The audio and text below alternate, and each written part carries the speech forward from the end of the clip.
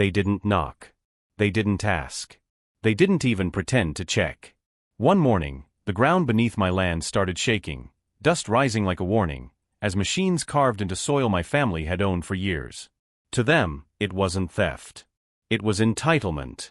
A powerful HOA decided my land looked empty enough to take, quiet enough to erase, and insignificant enough to build over.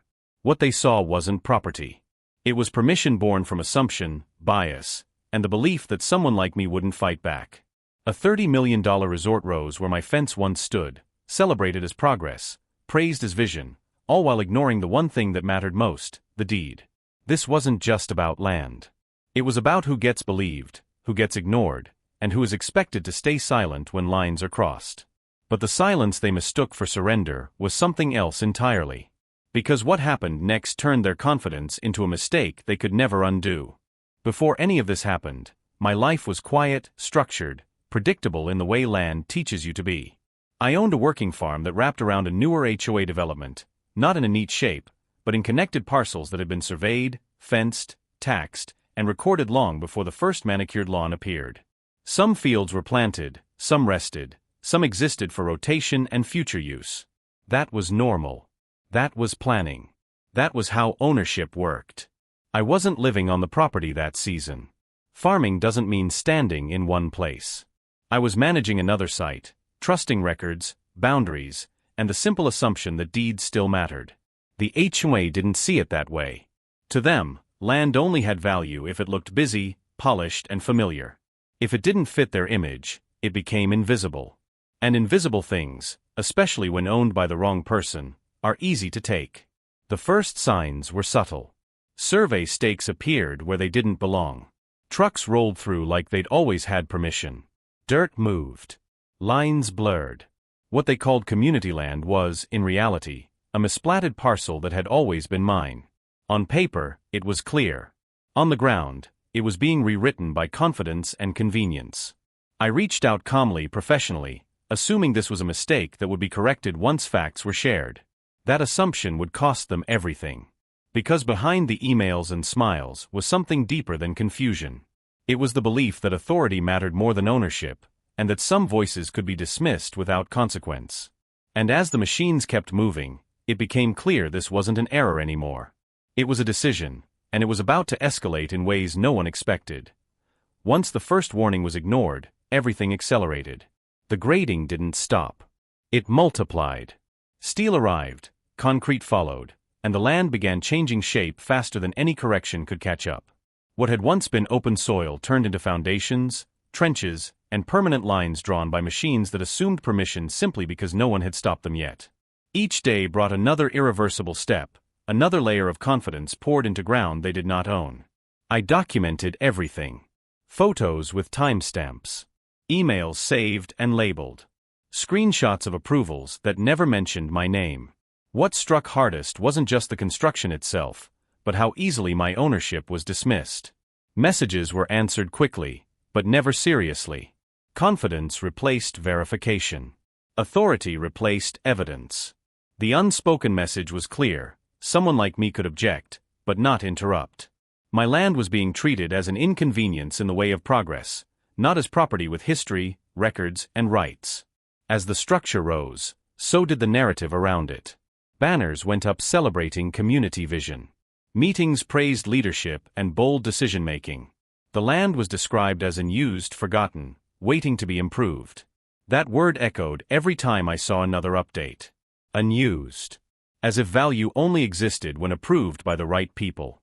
As if years of care, planning, and stewardship vanished simply because they didn't recognize it. Behind the scenes, doubt existed. It surfaced quietly in forwarded minutes and side comments. Boundary questions. Legal suggestions to pause until surveys were confirmed. Those concerns were brushed aside with urgency and pride. Stopping now would look weak. Slowing down would invite scrutiny. Momentum became protection, and speed became strategy. Every day they continued, the cost of admitting wrongdoing grew larger, and they knew it. So I stopped warning. I didn't protest publicly. I didn't block access. I let them keep building. Silence, in this case, wasn't surrender. It was preparation. Because every beam placed, Every wire run, every finish installed deepened the mistake. Concrete doesn't argue later. It remembers exactly where it was poured. The resort took shape quickly. Glass reflected the sky. Lights glowed where fences once stood. Bookings opened. Money flowed. Confidence hardened. To the outside world, it looked like success. Inside the paperwork, it was a ticking clock.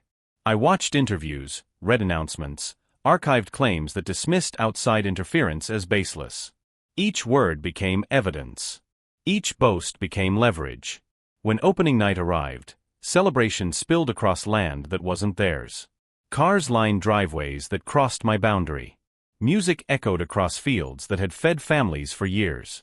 They celebrated certainty without ever checking truth. And standing there, watching it all unfold, I understood something they didn't. The higher the structure, the harder the fall. Because the moment the paperwork caught up with the concrete, everything they built would turn against them. And when that moment arrived, there would be no way to talk their way out of it.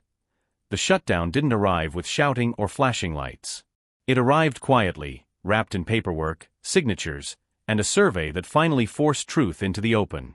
While the resort still glowed from the night before, an emergency filing landed on a judge's desk. Emails were read. Warnings were traced. Timelines aligned. And then the surveyor walked the land with GPS, iron pins, and county records that did not care about confidence or titles on business cards. The report was devastatingly simple. The entire structure sat on my land.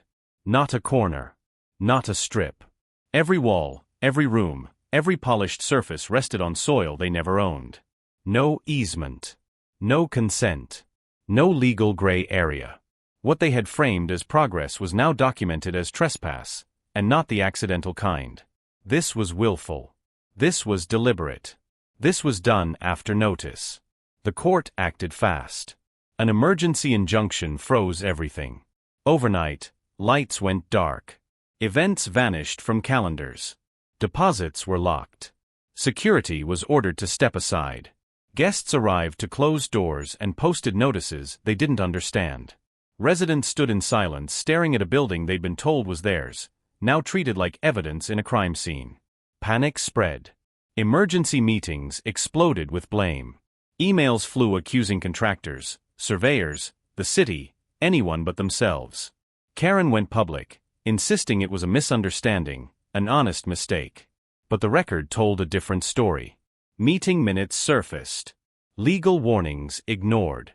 A single line buried in an email cut through every excuse. Worst case, we negotiate later. The judge didn't raise his voice. He didn't need to.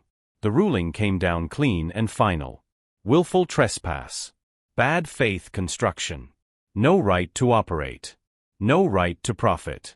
And suddenly, the power dynamic flipped. The same people who dismissed my ownership were now asking for mercy from the system they assumed would protect them. As the resort sat silent on my land, one truth became impossible to ignore. This wasn't just a legal defeat, it was a reckoning they never imagined facing. Ownership didn't arrive with applause or celebration. It arrived as a plain court order, typed in careful language, stripping $30 million of confidence down to facts. The title was quieted in my name. Every improvement attached to the land became mine by law. The resort never moved, but everything about its power changed. Locks were replaced. Access failed. Calendars emptied. What had once been a symbol of entitlement became a reminder of consequence. The fallout spread fast. Profits were ordered returned. Fees were paid. Insurance disappeared. Lenders demanded answers. The board fractured under pressure. Karen resigned, denied it, then vanished from the record altogether. I didn't celebrate. This was never about revenge. It was about restoring truth to a system that assumed silence meant weakness. I leased the property back under strict terms, market rent, audits, compliance checks, because arrogance thrives where accountability is absent.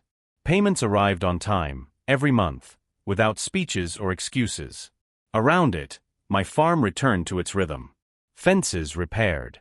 Soil restored. Animals moved through land that had outlasted assumptions and survived erasure. But something had changed. Neighbors learned that confidence does not replace a deed. Cities relearned the cost of ignoring records.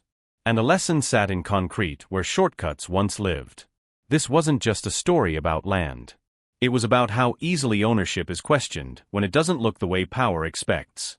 How often voices are dismissed, warnings ignored, and rights overridden because someone assumes they won't be challenged. Racism doesn't always shout. Sometimes it signs permits, schedules meetings, and builds over what it thinks won't fight back. They asked if I felt bad. I didn't. I warned them.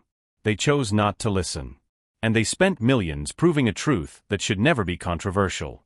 When documents speak, confidence fades.